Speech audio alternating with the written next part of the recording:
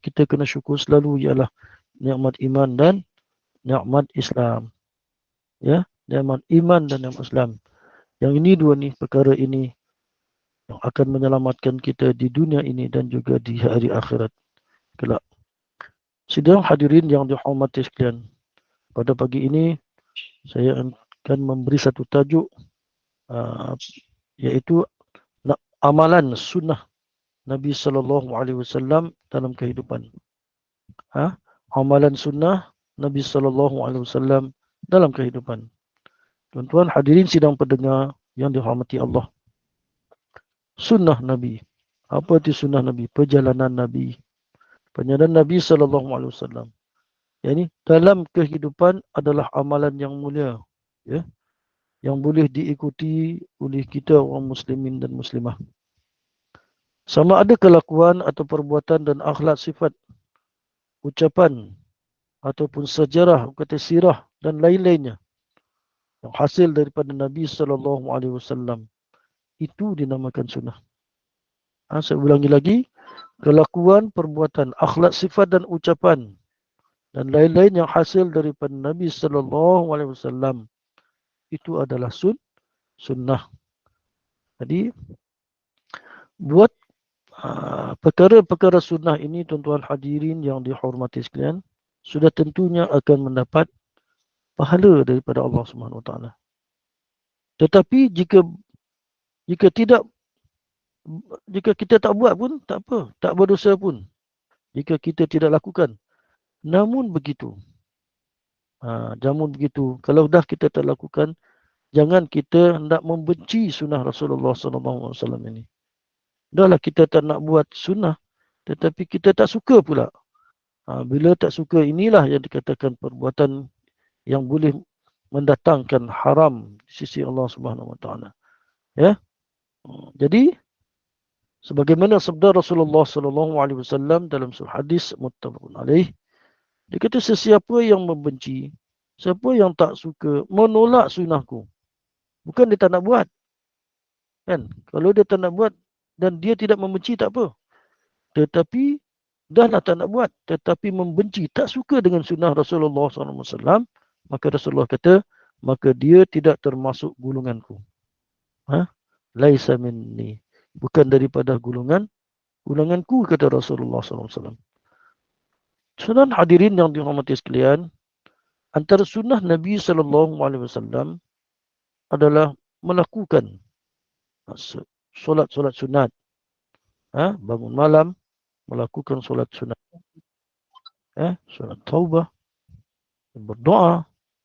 Dan yang keduanya, selepas Rasulullah SAW bila melakukan solat sunat, membaca Al-Quran Al-Karim. Itu juga sunnah. Ya, tuan-tuan hadirin yang dihormati sekalian.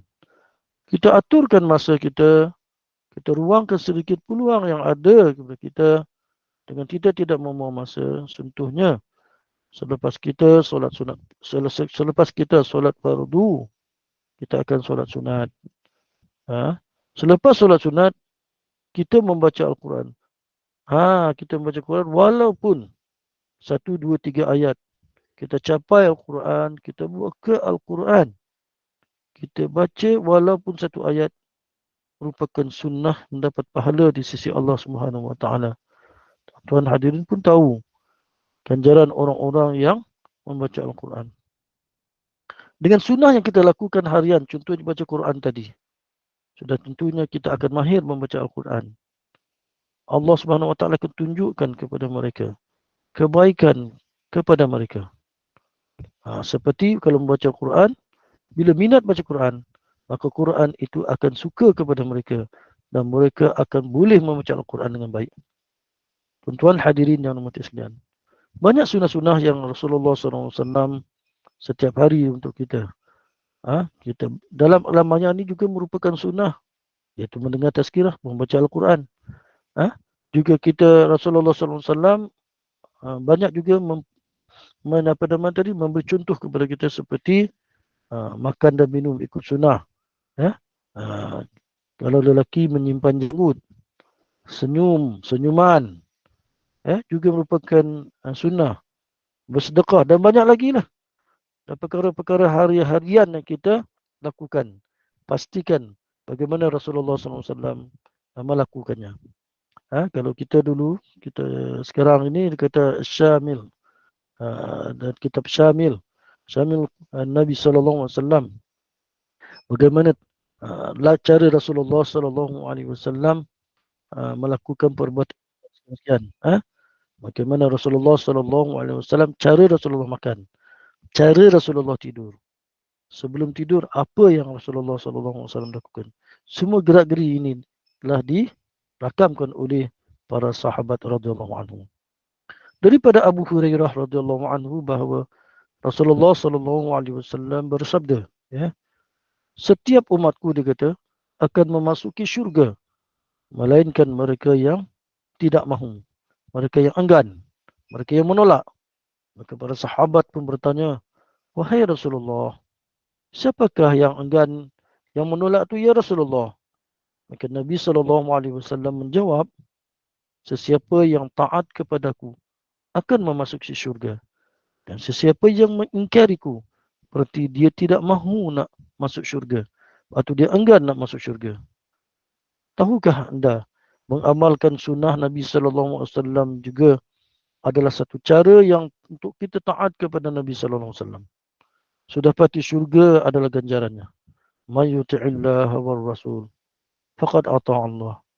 Barang siapa yang taat kepada Allah, taat kepada Rasul, sesungguhnya dia taat kepada Allah.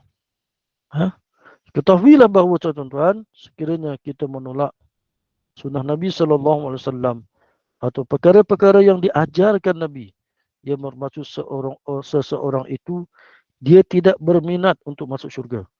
Malah mereka telah merugikan diri mereka sendiri. Tidak ada susahnya untuk kita melakukan sunnah Nabi SAW selain mendapat pahala. Anda juga disayangi oleh Allah Subhanahu wa taala. Hanya sekadar sekian untuk pagi ini, tazkirah pagi ini. Saya mohon maaf jika ada sekiranya kekurangan. Wallahu a'lam bishawab. Saya serahkan kembali kepada Ustazah Zazina dan terima kasih kepada kru-kru sepak sekalian, khususnya kepada Opah yang memberi peluang kepada saya untuk pagi ini juga bersama tuan-tuan, dan saya pada semalam tidak dapat hadir bersama. Wallahu a'lam bishawab. Aqulu qawli hadha wa astaghfirullahal azim. Assalamualaikum warahmatullahi wabarakatuh.